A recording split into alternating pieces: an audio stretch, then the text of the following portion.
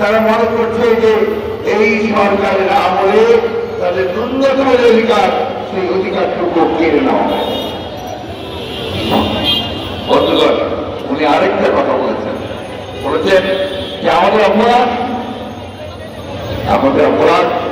আপনারা গণতন্ত্রকে ধ্বংস করেছেন, সমস্ত প্রতিষ্ঠানগুলো গণতান্ত্রিক প্রতিষ্ঠানগুলোকে আপনারা ধ্বংস করে দিয়েছেন।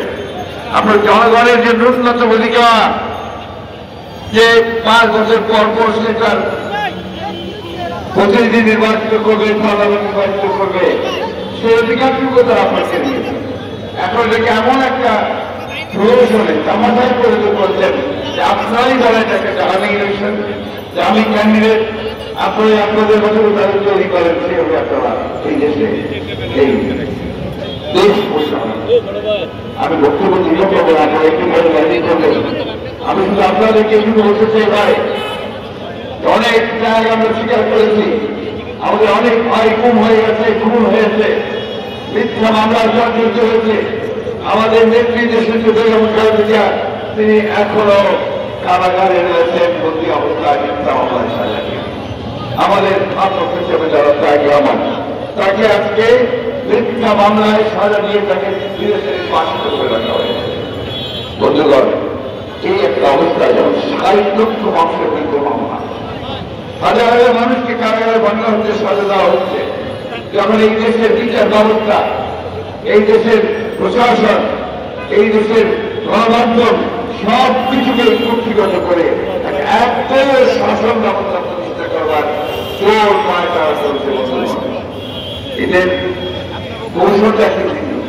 তারা যে আগেকার পার্লামেন্টে বিল পাস করে পাঠশাল করতে চায় না, তারা গণতন্ত্রের একটা রেবাস রেখে দিয়ে, ছদ্মবেশ রেখে দিয়ে তার গণতন্ত্রের সমস্ত প্রতিষ্ঠানগুলি ধ্বংস করে দিয়ে জনগণকে দমন করে তারা একদলীয় শাসন ব্যবস্থাকে প্রতিষ্ঠা করেছে।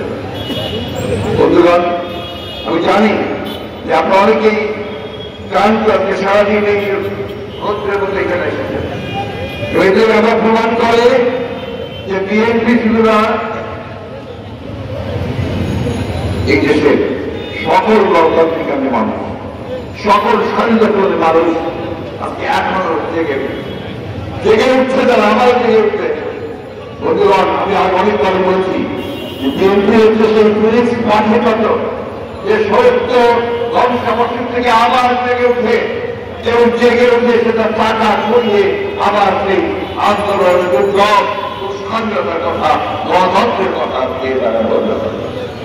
একটা কথা আমাদের সবসময় মনে রাখতে হবে যে আমরা কখনোই অতীতে পরাজিত হই, আমরা পরাজিত হব না। আমরা আমাদের যে লক্ষ্য, বাংলাদেশে আমরা গণতন্ত্র প্রতিষ্ঠা করবো, ভোটের অধিকার ফিরিয়ে আনবো। অনেকে বলে যে বিএনপি সংগ্রাম, এটা বিএনপি সংগ্রাম নয়, এটা এই দেশের মানুষের অস্তিত্বের সংগ্রাম, তার অধিকার ফিরিয়ে আনার সংগ্রাম। সেই অধিকার ফিরিয়ে আনার জন্য আমরা অনেক ত্যাগ স্বীকার করেছি, আমাদেরকে আরো ত্যাগ স্বীকার